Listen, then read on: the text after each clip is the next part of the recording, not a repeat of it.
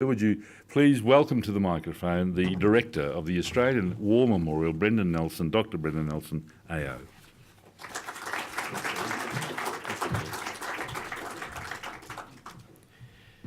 Thank you very much, Ian.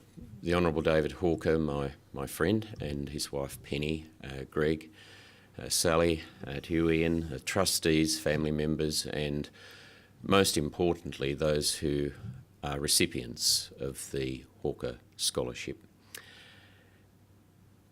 I'm 59 years old, so for a lot of you here, I'm like really old. But I learn something every day, and one of the things that I have learned is you don't realise what you're learning when you're learning it.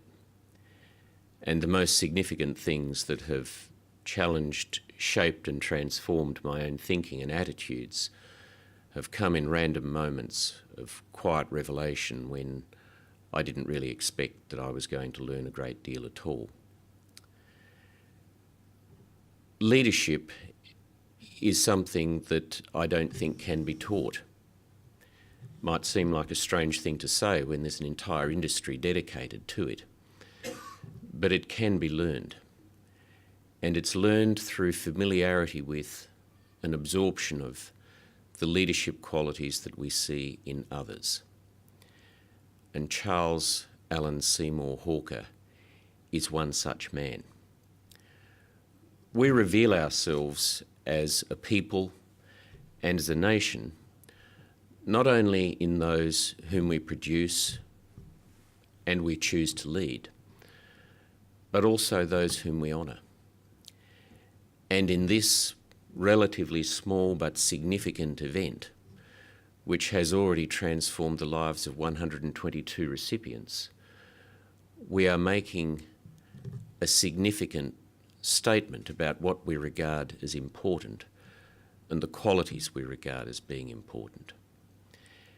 As you all know, and as we've just been reminded, we're here in honour of a man who was a scholar, he was a pastoralist, he was a veteran, and he was a statesman. And of those four broad occupations and passions that he pursued, he was a member of two groups which, in my own opinion, have done the most to shape our sense of who we are as Australians. And that is the nation's farming community and those that have worn and wear the uniform of the Royal Australian Navy, the Australian Army and the Royal Australian Air Force. We are Australians. And if you think about that, whether your citizenship has been conferred by birth or by choice, we're Australians much less because we have a constitution and the machinery of a democracy given us by the British than we are defined by our values and our beliefs, the way we relate to one another as a people, how we see our place in the world. We are defined by our heroes, the people we honour, by our villains, our triumphs and our failures, and the way as a people we've faced adversity and how we will face the inevitable adversities that are coming. We are here at the Australian War Memorial. At the other end of Anzac Parade across the lake is the Parliament. At one time, this man whom we honour was a member of the Parliament. And there we exercised the political, economic and religious freedoms for which this man gave his good health, and 62,000 fellow Australians gave their lives in the First World War. But here we reveal our soul, we reveal our character as a people. And the paradox of this place is not actually about war. It is in a context of war, but this place in the end is about love and friendship. Love for friends and between friends, love of family, love of our country, and it's honouring 2 million Australian men and women whose lives have been devoted not to themselves but to us and their last moments to one another. This place has its origins at Pozières in France in July and August 1916. The official First World War correspondent, Charles Bean, who'd landed at Gallipoli, remained at the front through the entire war, was witness to 23,000 Australian casualties in 6 weeks, 6,800 dead, 5 Victoria Crosses. An mortally wounded Australian asked him, "Will they remember me in Australia?" And from there he conceived and resolved at its end he'd build this, the finest memorial and museum to these men of the AIF and to the nurses. He would, over 23 years, write and edit the 12 volumes, The Official History, of which Charles Hawker was a significant part. And in that context, by the way, we heard David remind us that having already been wounded and been repatriated back to England, having lost an eye, he then re-enlisted, and at Broadsea End on the 4th of October he was wounded again, shrapnel into his spine. That's the clinical description, but just so you are reminded of it, in the Third Battle of Ypres, otherwise known as Passchendaele, in the 1920s, Australians had to say only one single word to describe inconsolable grief, mourning and suffering, and that was Passchendaele, the small Flemish village which lent its name to the Third Battle of Ypres in late 1917. A series of 5 battles, one of which was Broadsea End, where Hawker was wounded. And if you visit the Tyne-Cot Cemetery today, the biggest Commonwealth War Graves cemetery in the world, 12,000 graves, 1,369. At the very centre of that cemetery is a concrete German blockhouse above which today is the Cross of Sacrifice. And the plaque says, "It was here on the 4th of October that this German blockhouse was captured by the Australian 3rd Division." And Hawker was a part of that. 6,400 dead, wounded and missing, 2 Victoria Crosses. At the centre of the Australian War Memorial, beneath that Byzantine-inspired dome out there, since 1993 has been interred the unknown Australian soldier. And standing sentinel above him are 15 stained glass windows. Each is a depiction of a serviceman and a nurse from the First World War. And at the bottom of each one is a single word. Charles Bean, the founder, the first director, a fellow called John Treloar, a veteran of both Gallipoli and France, asked themselves a very important question.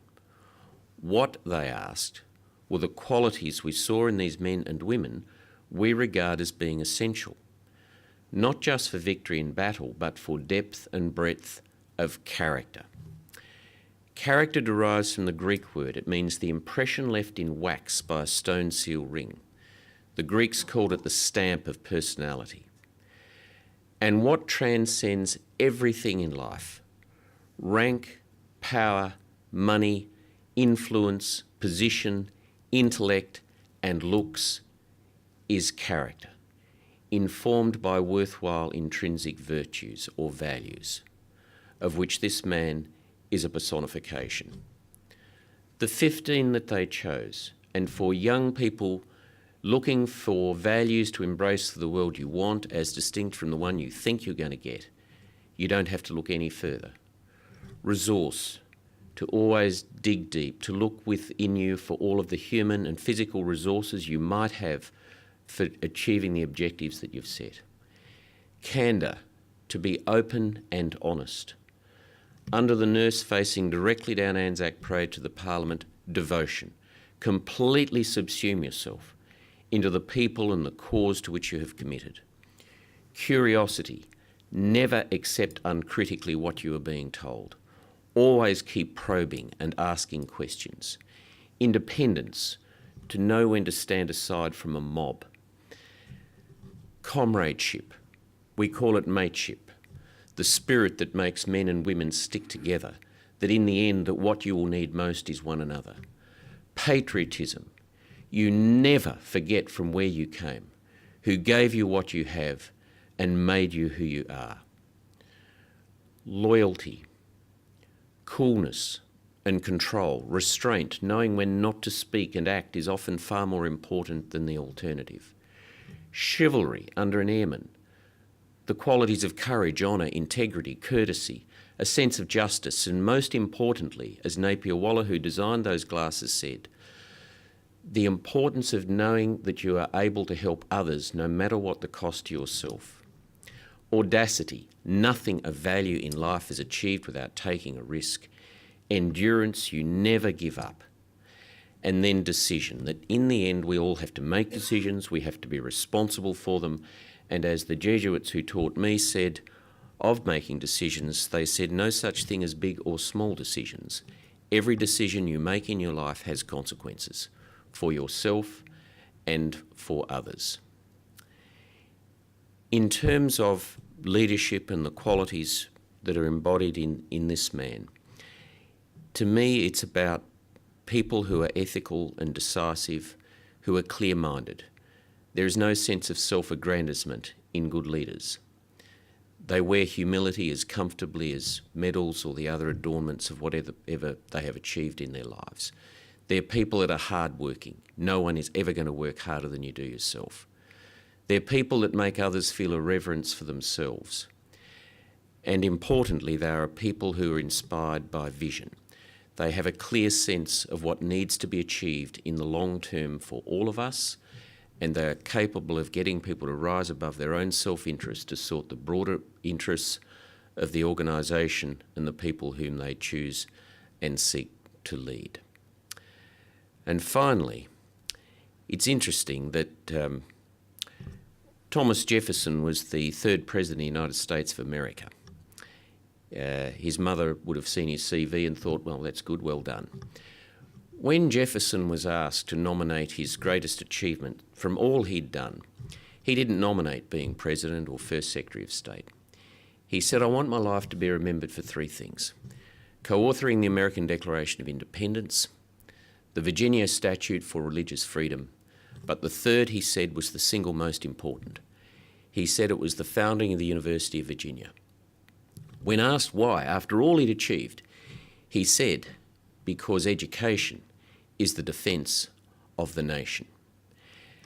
As Hawker knew, as Earl Page, who served also through him, knew, that what is going to defend you and your generation most from ideas and attitudes deeply rooted in ignorance and forged on an anvil of prejudice is education. And that is why the most significant legacy, in my humble opinion, that's come from Hawker and his life and all of he did, is this scholarship, because this is what makes a real difference. Honouring men and women is much more than floral tributes and names on plaques. It is instead how you choose to live your lives, how you choose to shape our nation, and how you are able, in the respective areas that you choose to commit your lives, to see that your generation faces the world as competitive, compassionate, open-minded people that are committed to these fundamental ideals as embodied in Hawker, and the fundamentals of having courage, both physical and, as David said, moral courage, of the capacity to keep going no matter what the circumstances that you are facing, to be prepared to give of yourselves for other human beings, and to recognise, as I said, that in the end, what you'll need most is one another. And that, perhaps more than anything else, is what this place embraces. Not the building, not the artefacts, not the relics within it, but the stories, the good and the bad, the great and the small, the stories of people like him. Congratulations to all of you, and thank you.